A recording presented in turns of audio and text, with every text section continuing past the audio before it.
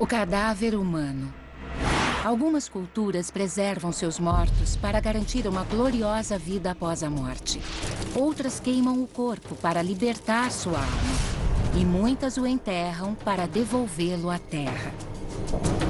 Desde as primeiras civilizações, nossos restos mortais foram tratados de formas estranhas e variadas.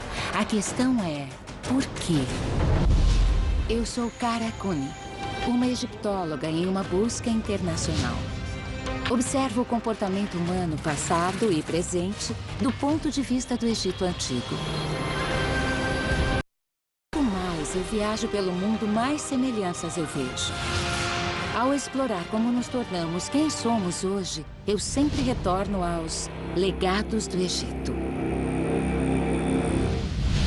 Este é o Vale dos Reis, talvez o cemitério mais famoso do mundo. Os homens enterrados aqui foram colocados em tumbas incrivelmente elaboradas e suntuosas, como múmias que deviam durar para sempre. E embora essas múmias e as tumbas que as contêm sejam claramente egípcias, ao redor do mundo e ao longo da história, as pessoas desenvolveram métodos próprios para cuidar de seus mortos. Enterro, cremação, mumificação. A forma como os cadáveres humanos são tratados revela muito sobre diferentes culturas, períodos históricos e religiões. Algumas técnicas surgiram por necessidade. Afinal, é preciso separar os mortos dos vivos para evitar o mau cheiro e as doenças. Mas outras foram acidentais, inspiradas pela natureza. Como os cadáveres mais famosos do mundo, as antigas múmias egípcias.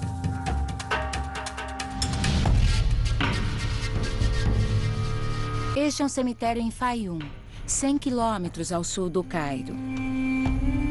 Em termos de história egípcia, ele não é tão antigo. Tem cerca de 2000 anos. Mas aqui vemos um fenômeno que deve ter inspirado as primeiras práticas funerárias egípcias, milhares de anos antes. Em toda parte, há ossos humanos no chão. Quando pensamos nos mortos do Antigo Egito, o que vem à mente são múmias cuidadosamente preparadas, mas a realidade é bem diferente. A mumificação não era acessível à maioria dos egípcios. Então os mortos eram simplesmente enterrados em covas rasas nas areias do deserto. Com o tempo, muitos restos mortais voltaram à superfície, expostos pelo vento e pela erosão. Há cemitérios como este espalhados por todo o Egito, onde os corpos estão expostos e visíveis. No deserto, onde o clima é seco e não há água, tudo é preservado. Então, temos restos e ossos de todos os tipos, e não apenas ossos, temos um manto que era colocado sobre o cadáver. Olha uma patela! Isto é uma patela e dá até para ver o músculo. É incrível. Quando corpos humanos são colocados diretamente na areia em um ambiente seco como o deserto egípcio, o tecido perde os fluidos naturalmente. Então o corpo não apodrece. Este processo é chamado de dessecação. Quando o corpo é colocado diretamente na areia, vários tipos de tecido ficam incrivelmente preservados. Não só o osso, mas também o músculo. Às vezes encontramos até unhas e toda a carne.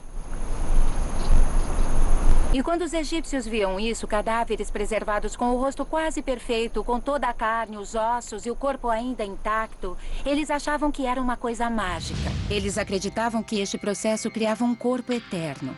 Um corpo que podia continuar comendo, bebendo e desfrutando de todos os prazeres sensuais do nosso mundo. Este elo físico entre o cadáver e o além-vida tornou-se tão importante que toda uma religião funerária foi construída em torno da preservação do corpo. Os egípcios ricos e poderosos queriam viver para sempre. Então eles descobriram como imitar a natureza e controlar a dessecação. Eles eram transformados em múmias.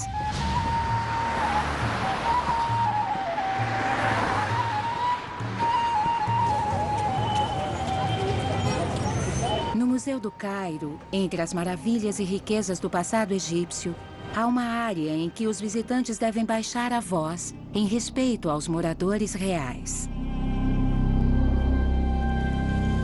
Uma sala habitada por alguns dos mais poderosos governantes da história humana, na forma de múmias extremamente bem preservadas.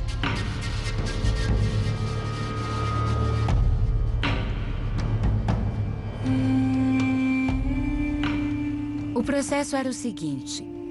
Primeiro, eles removiam os órgãos internos, já que os fluidos do fígado, estômago, intestino e pulmões aceleram a decomposição. Depois, mergulhavam o corpo num sal mineral chamado natrão, para eliminar toda a umidade dos músculos e da pele. Ele é um dos sais encontrados na areia do deserto egípcio.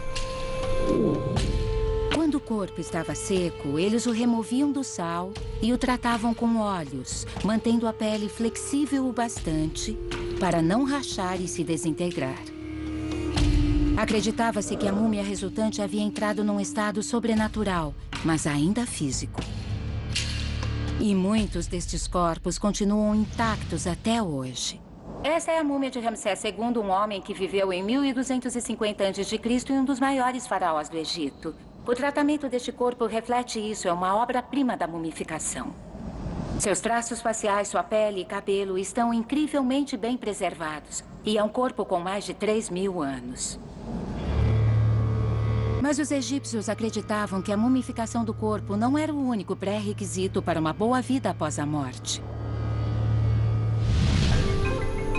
Na margem ocidental da Luxor moderna, a 720 quilômetros do Cairo, encontram-se as tumbas dos habitantes mais ricos da antiga Tebas.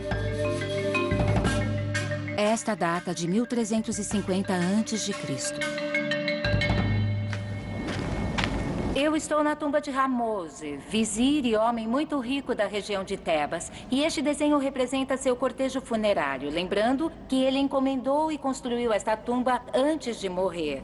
Então, essa não é uma representação do cortejo verdadeiro, e sim a procissão ideal e perfeita que ele desejava. Retratados neste mural estão os objetos materiais que Ramose queria levar consigo para o além-vida. Acreditava-se que a tumba era um lar permanente, um lugar físico que seria habitado pelo cadáver. No dia do funeral, o corpo era enterrado com todas as posses materiais de que o corpo precisaria. Um leque, um banco, uma cama, um encosto de cabeça, diversos baús. Os servos estão levando diversos objetos com ele para dentro da tumba. Temos diversas mulheres aqui, ajoelhadas, com as mãos na cabeça, simbolizando o luto. E todos estão olhando para este objeto aqui, que é o sarcófago de Ramose, em amarelo, que devia ser folheado a ouro. Feito de madeira nobre e dourado por fora, para que todos os presentes pudessem ver como este homem era rico. Mas todos os objetos eram inúteis sem os rituais funerários que permitiriam que o falecido os usasse. Um deles tinha como objetivo dar vida ao corpo mumificado dentro do sarcófago. É o ritual de abertura da boca. Os sacerdotes ficavam diante da múmia com diversos instrumentos e diversas oferendas. E abriam os olhos, o nariz, a boca e as orelhas para que a múmia chegasse no além-vida e pudesse ver, ouvir, cheirar e tocar. Ela partiria como um corpo ativado. Garantir a viagem do falecido para a vida após a morte era um processo complexo, caro e trabalhoso. Quanto mais poderoso o morto, mais elaborado o funeral. A expressão definitiva deste fato pode ser vista no enterro do rei Tutancâmon.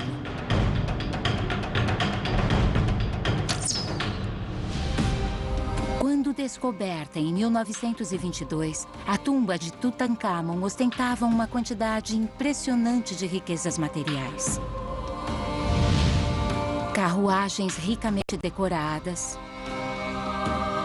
dezenas de móveis, barcos em miniatura e comida mumificada foram encontrados em sua tumba. Ele era um rei, mas também um homem. Tutancâmon foi enterrado com tudo que uma pessoa normal podia querer. Todo o necessário para se vestir, se alimentar e até móveis. Aqui temos um par de meias feitas de linho, uma série de luvas. E Tutancâmon também foi enterrado com centenas de tangas, a roupa de baixo da antiguidade. Até os cadáveres mais importantes precisavam dos itens mundanos do dia a dia. E também precisavam de algum passatempo na eternidade. Pela quantidade de objetos associados a esportes e à caça, parece que Tutancâmon era um homem muito ativo. Ele também levou todos esses bumerangues, dezenas desse tipo de bumerangue, que ele deve ter usado em vida quando caçava no deserto. Estes objetos atenderiam a todas as necessidades e desejos de Tutancâmon. Mas talvez o equipamento funerário mais importante fosse também o mais valioso: o sarcófago. O sarcófago interno de Tutancâmon era feito de 122 quilos de ouro maciço. Acreditava-se que o sarcófago trazia imortalidade. Um sarcófago de ouro criaria um deus. Os egípcios acreditavam num além-túmulo centrado na sobrevivência do corpo humano. Mas e quanto às outras culturas que não podiam preservar os restos mortais de seus entes queridos? Como elas forneciam conforto e paz na vida após a morte?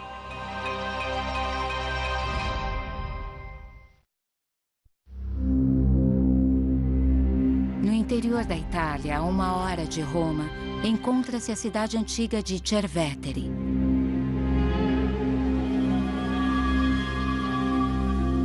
Hoje, um importante sítio arqueológico, Cerveteri cobre dezenas de hectares, com mais de 1000 prédios. Esta não é uma cidade abandonada, nem mesmo um lugar como Pompeia, onde pessoas morreram tragicamente. Ela foi construída para os mortos desde o início. Em muitos sentidos, isso me lembra uma tumba egípcia. Estes túmulos em particular foram construídos pelos etruscos, um povo italiano que viveu aqui entre os séculos IX e III a.C. As cidades que os etruscos construíram para os vivos desapareceram há muito tempo. Mas estes lares para os mortos sobreviveram porque foram erguidos para durar para sempre.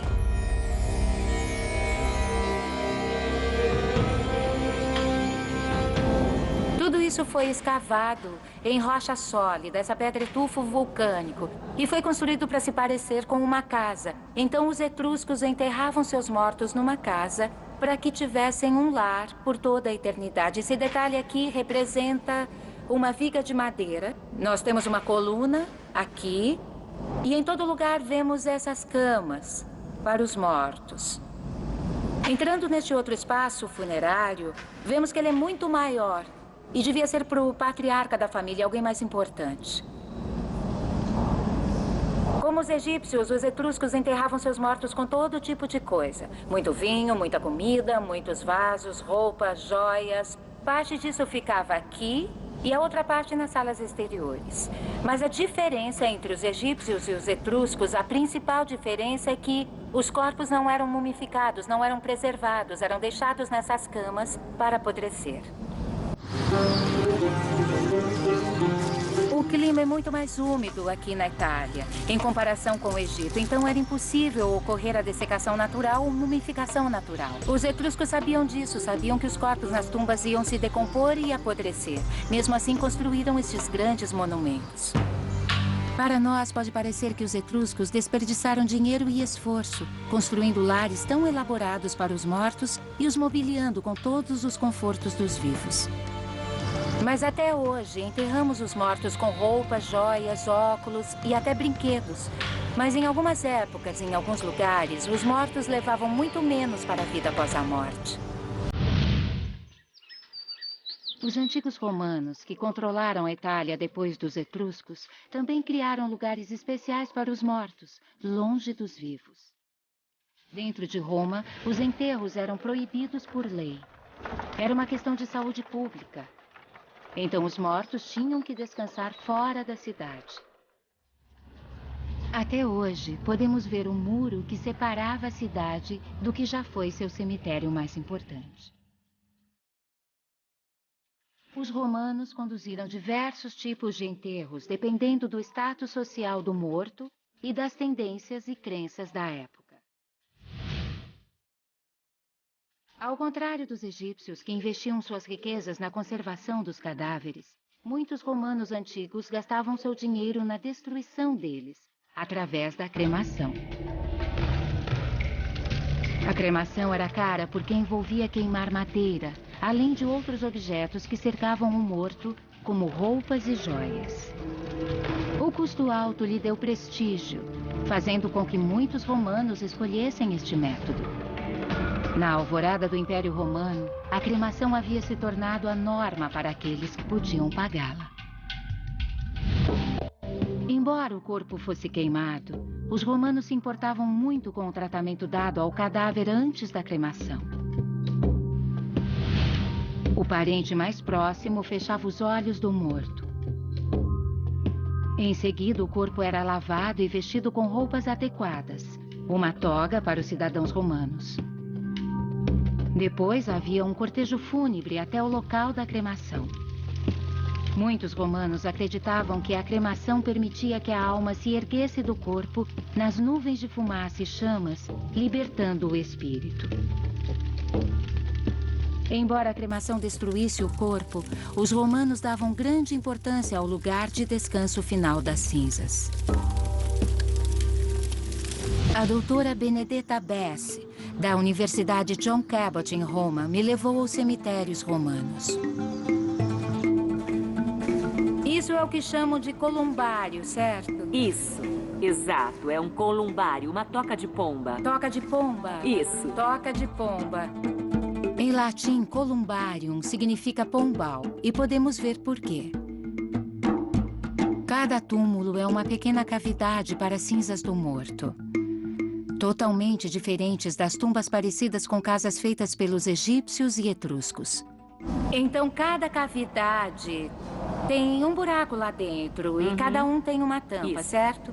Eles colocavam as cinzas lá dentro sem nada e cobriam com uma dessas tampas. Isso, é. Quem podia ser enterrado num espaço como esse? Num espaço como esse, nós encontramos membros, digamos assim, da classe média. Não estamos lidando com a aristocracia. Podemos ter alguns homens libertos, ex-escravos, que foram alforriados e escolheram ser enterrados com outros ex-escravos. E isso é uma instalação familiar? As pessoas eram enterradas com seus parentes? Como eu disse, pode ser para uma família, mas podia ser também para membros de alguma associação profissional.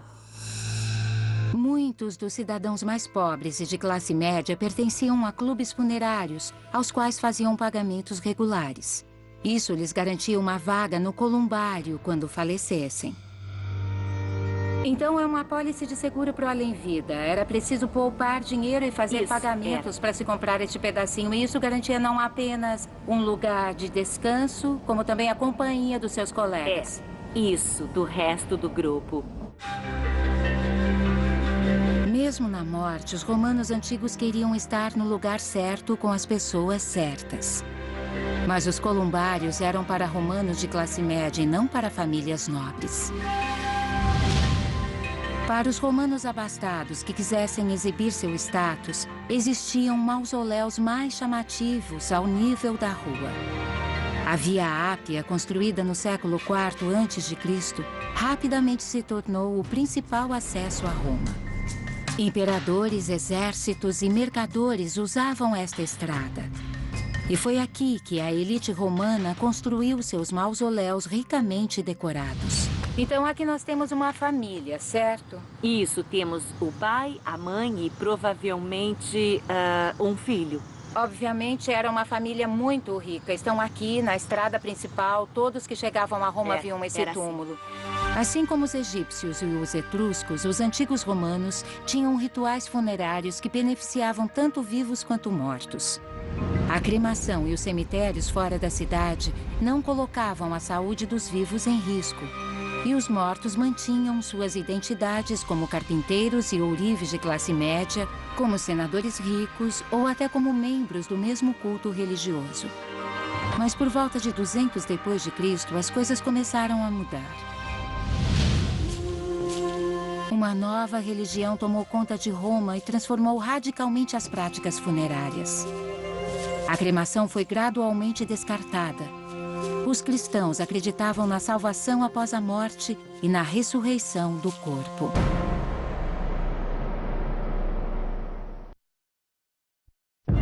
Nos arredores de Roma, ao longo da Via Ápia, há dezenas de antigos monumentos funerários em homenagem aos romanos ricos e nobres. Mas não longe dali temos as catacumbas romanas. Quilômetros e quilômetros de cemitérios subterrâneos.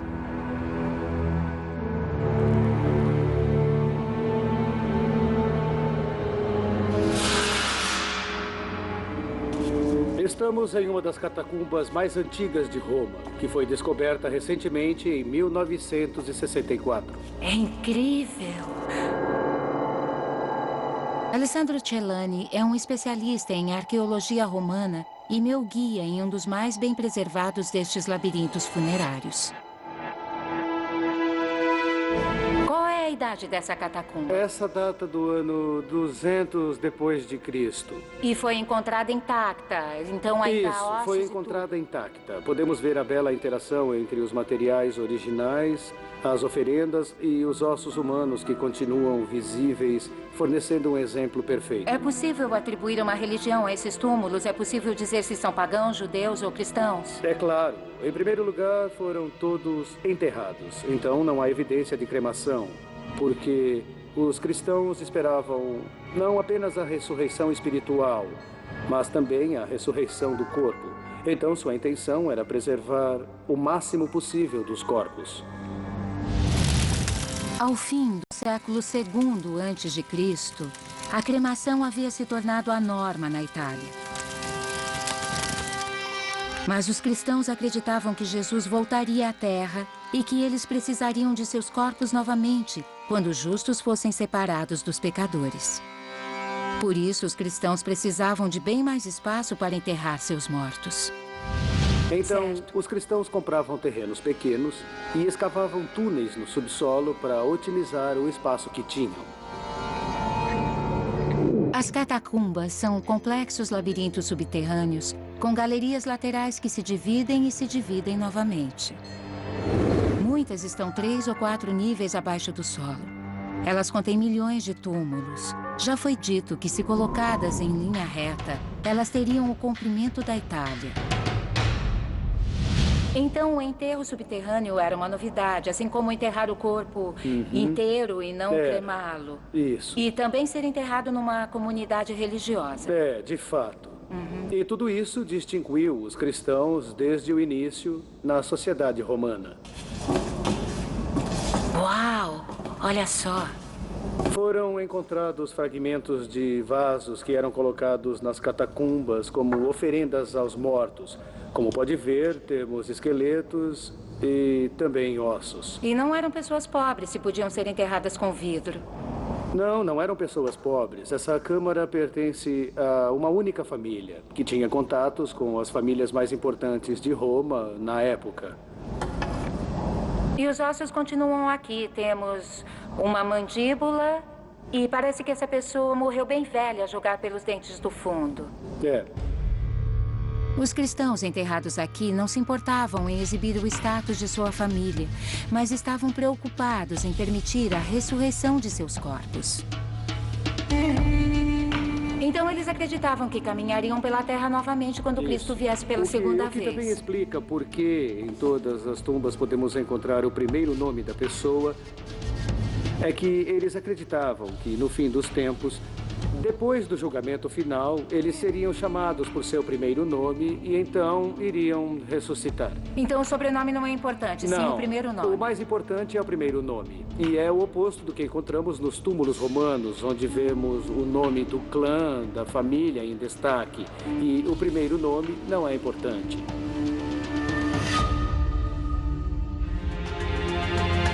Os primeiros cristãos, como muitos grupos antes deles, cuidavam extraordinariamente bem de seus mortos. Como os egípcios e etruscos, eles enterravam seus corpos intactos. Mas os primeiros cemitérios cristãos tinham um outro diferencial.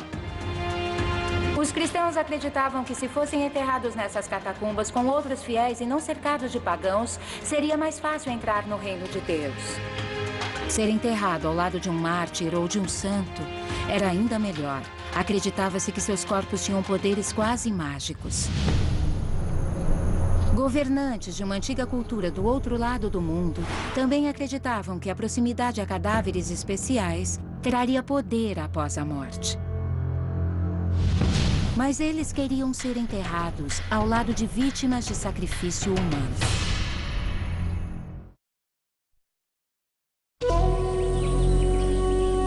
A cidade de Chan Chan, na costa do Peru, foi o centro da cultura Timur. Os Timus controlaram a região de 950 a 1460, quando foram conquistados pelos Incas. Ocupando quase 20 quilômetros quadrados, Chan Chan era a maior cidade do continente americano. Ela era dominada por 10 complexos murados, palácios de onde os reis Timus governavam. 8 dos 10 continham uma grande tumba real como esta. Jason Dewey é um arqueólogo americano especializado na pré-história andina. E esse é o túmulo de um dos reis. Isso. É uma das tumbas reais. Essa é a tumba principal, com o rei morto em uma das pontas. Como sabemos que é um túmulo real? Porque o tamanho e a escala da própria câmara funerária são muito maiores do que os da câmara funerária de uma pessoa normal.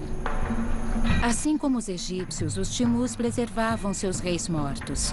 Eles usavam a secura do ar e da terra para criar uma múmia natural. E depois as enterravam nestes túmulos enormes. E eles também equipavam seus governantes com tudo o que seus corpos poderiam querer ou precisar na vida após a morte. Joias preciosas, móveis e até comida.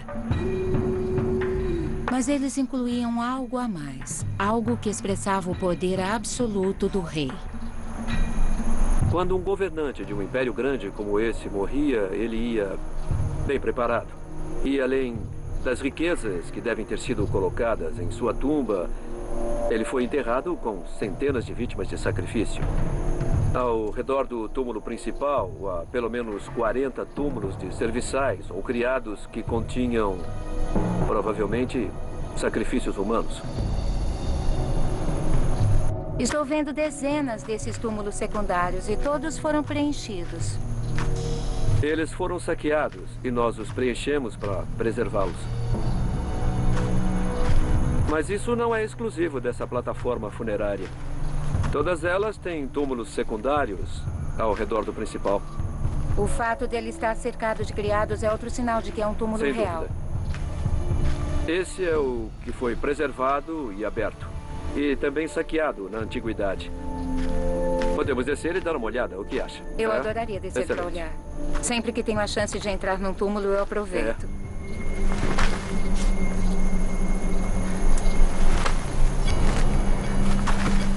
Embora hoje seja um buraco vazio, é difícil não visualizar a imagem assustadora deste espaço, repleto de vítimas de sacrifício, a maioria delas jovem. Cuidado com a cabeça, Kara. Aqui em Chan Chan, as escavações revelaram há algumas décadas os restos de pelo menos 80 ou 90 pessoas, provavelmente de mulheres. 80 ou 90 mulheres mortas? Nessas tumbas secundárias, onde estamos agora. Essas mulheres estavam estendidas. Deitadas de costas? Estavam deitadas de costas e estavam empilhadas quase como oferendas ao rei morto. Os corpos estavam um em cima do outro? Isso. Numa oferenda, as coisas são empilhadas para Então, preencher o espaço. As oferendas que preenchiam esta tumba eram os corpos? Sem dúvida. Você usou a palavra oferenda. No Egito Antigo, eles faziam oferendas de pão e cerveja ao Isso morto. mesmo. E aqui as oferendas eram de jovens empilhadas? Isso. Eles ofereciam Coisas que o rei valorizava em vida. E enviavam a qualquer que fosse o além-túmulo no qual os Shimos acreditavam.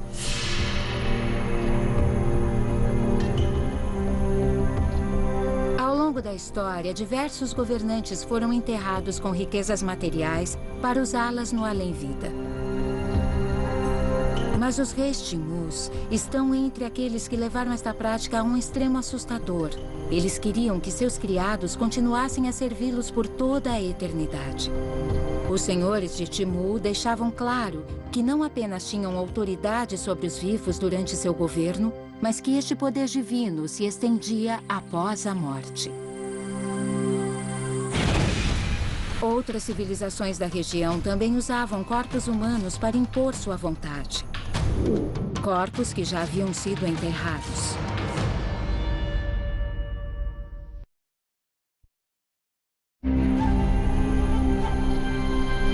Esta é Pachacamac, uma das cidades antigas mais sagradas da América do Sul. Localizada nos arredores de Lima, no Peru, este centro religioso foi ativo por mais de 1.300 anos. Do ano 200 até a conquista hispânica no século XVI, foi um lugar enorme, ocupado por 4 culturas diferentes. Os povos Lima, Wari, Itima e os Incas. Todos viveram aqui e cada sociedade ampliou suas fronteiras. Mas mesmo ao mudar e expandir Pachacamac, esses povos preservaram a integridade dos cemitérios locais. É uma cidade repleta de templos e túmulos. Pachacamac era habitada por sacerdotes e peregrinos, moribundos e mortos. O arqueólogo Romeu Ángeles Falcón é um especialista na complexa história desta cidade sagrada. Pachacamac era uma cidade sagrada. As pessoas não conseguiam entrar aqui facilmente. Era preciso jejuar por no mínimo 1 mês ou até mesmo 1 ano. As pessoas vinham pedir a bênção dos sacerdotes e, em muitos casos, traziam seus mortos e doentes para serem enterrados nos lugares sagrados. Por pelo menos 1.300 anos, o local foi usado em rituais sagrados. Quando os Incas chegaram, eles conquistaram praticamente tudo. Mas eles respeitavam Pachacamac demais. Respeitavam muito para destruir a cidade. Como os Timus, os Incas ergueram suas próprias estruturas, templos e pirâmides, e inauguraram estas obras com oferendas humanas. Mas aqui, em Pachacamac, nem todas as oferendas sagradas eram novos sacrifícios. Em alguns casos, as pessoas traziam múmias como oferendas para dar ao prédio um valor ainda maior. Os povos dessas culturas abriam os túmulos antigos, removiam as múmias e as traziam para cá. Então eles consagravam estes lugares com as múmias antigas de culturas anteriores? Isso. Para os povos indígenas, os ancestrais sempre foram muito importantes. Os ancestrais oferecem as fundações para tudo. E isso dá uma grande importância espiritual para os corpos. E a morte é um elemento essencial disso tudo. Então os Incas desenterravam corpos de antigos cemitérios para legitimar seu reinado, justificar uma invasão ou consagrar um novo templo. Eu tive a oportunidade incrível de examinar uma destas múmias. Ela está sendo estudada no laboratório do sítio arqueológico. É uma múmia de mulher com cerca de 1000 anos. Ela foi preservada através da dessecação natural pelo clima seco da região. Essa múmia teve um enterro típico da época. O morto era colocado em posição fetal, porque eles acreditavam que, quando a pessoa morria, ela também renascia.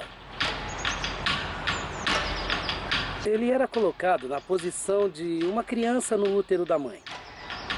Então a terra se transformava em mãe terra.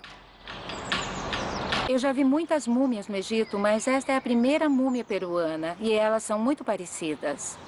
Dá para ver os tendões, os músculos, a pele. Obviamente o cabelo está lindamente preservado. As roupas e joias enterradas com esta mulher sugerem que ela morreu no século IX ou X. E por estar enrolada em diversas camadas de tecido e usar adornos exóticos, ela provavelmente foi alguém importante, com status social elevado. Ela tem um colar que não é desta área, que vem de além das montanhas da selva peruana. Ela também tem moluscos e conchas que podem ser da costa peruana.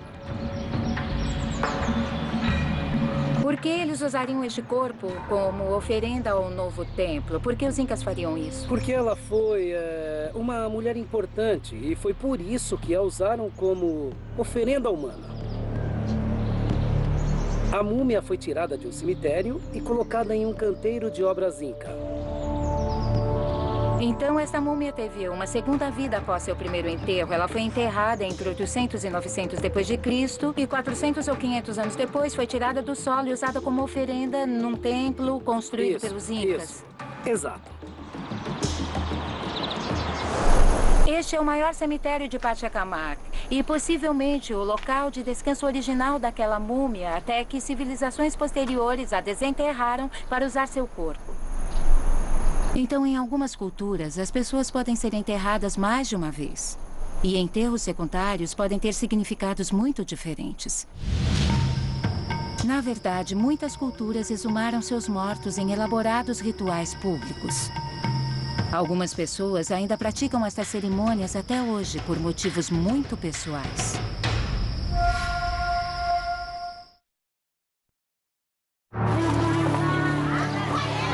Hanoi é a capital da República Socialista do Vietnã. É uma cidade urbana e moderna. Mas aqui, uma antiga prática funerária continua bem viva. Durante 2 meses por ano, sussurros perturbam o silêncio noturno dos cemitérios de Hanoi. Os restos mortais de entes queridos estão sendo exumados. E eu tenho a rara oportunidade de acompanhar a cerimônia. É uma tradição fúnebre conhecida como enterro secundário. Um ritual estranho para o mundo ocidental moderno. Os moradores locais chamam a cerimônia de Bok Mo. Para entender melhor por que as famílias desenterram os corpos de seus parentes mortos, eu marquei um encontro com o Sr. Nguyen, o zelador de um cemitério estatal.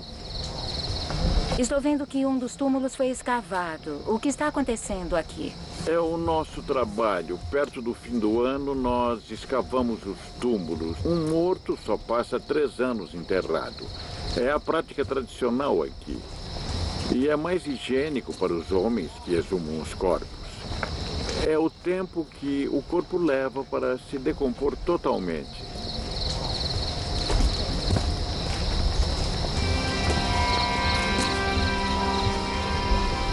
Os praticantes do Bok Mo acreditam que o falecido passa os 3 primeiros anos após a morte em um estado de inquietude e transição, quase como se estivessem em um casulo.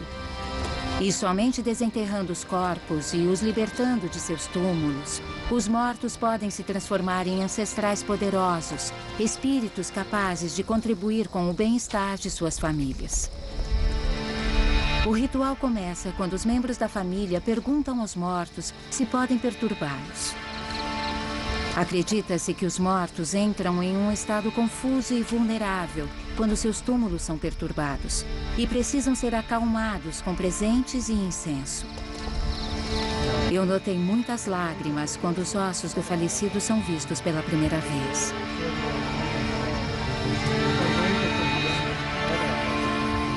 Deve ser um choque para os familiares ver seu ente querido transformado da pessoa que foi enterrada em tecido molhado e uma coleção de ossos. Lidar corretamente com os restos mortais é extremamente importante. E esse é o tipo de trabalho que não pode ser feito uma segunda vez porque é um ritual de coragem e virtude. E esse é o ato final para levar o falecido a um novo lar. Os ossos são levados a uma área reservada à lavagem para a segunda parte da cerimônia.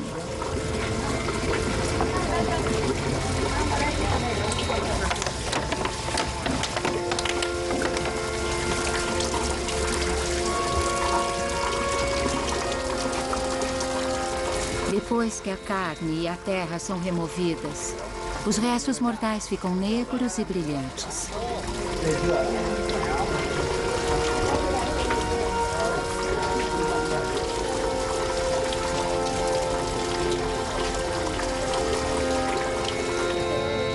Os membros da família cercam os ossos de forma protetora. Funcionários experientes acomodam os ossos em uma pequena caixa, forrada com pano vermelho e papel dourado.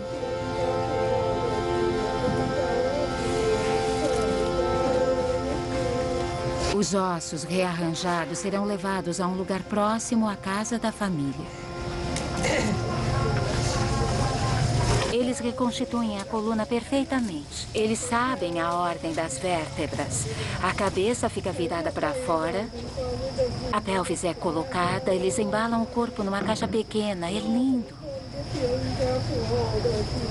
De certa forma, se formos pensar, 3 ou 4 anos é o tempo que as pessoas levam para superar a morte. Os familiares estão aqui assistindo e têm a oportunidade de aceitar a morte de seus entes queridos com o tempo.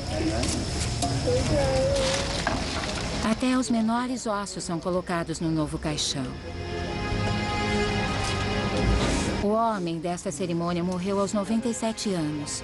E sua família explica que ele será um ancestral muito influente. De uma pilha de ossos, seu corpo se transforma em uma forma compacta, organizada e poderosa. Um ser espiritual que poderá ajudar sua família. Alguém com quem poderão conversar. Para seus parentes, este homem vietnamita, 3 anos após sua morte, foi agora transformado em um espírito abençoado, em paz com sua nova existência. O que eu acabei de ver com as pessoas exumando os corpos de seus parentes, limpando os ossos com cuidado e observando enquanto eles são colocados numa caixa é um verdadeiro ato de amor. Mas mais do que isso, é uma forma de se ficar cara a cara com a morte de uma forma que não ocorre no Ocidente, tocando os ossos dos familiares mortos e compreendendo que eles foram para outro lugar. Mas o mais incrível é que eles pegam os ossos, embalam e os levam para casa com eles. No Vietnã, o cemitério não é visto como um local de descanso eterno, mas de transformação. No início do ritual, as famílias pareciam ter medo de perturbar os mortos. Mas no fim, todos pareciam mais tranquilos. Alguns ficaram até aliviados ao tocar os ossos de seus entes queridos, confortados pela ideia de não tê-los deixado apodrecer na terra úmida e de que poderão honrá-los com um novo lar.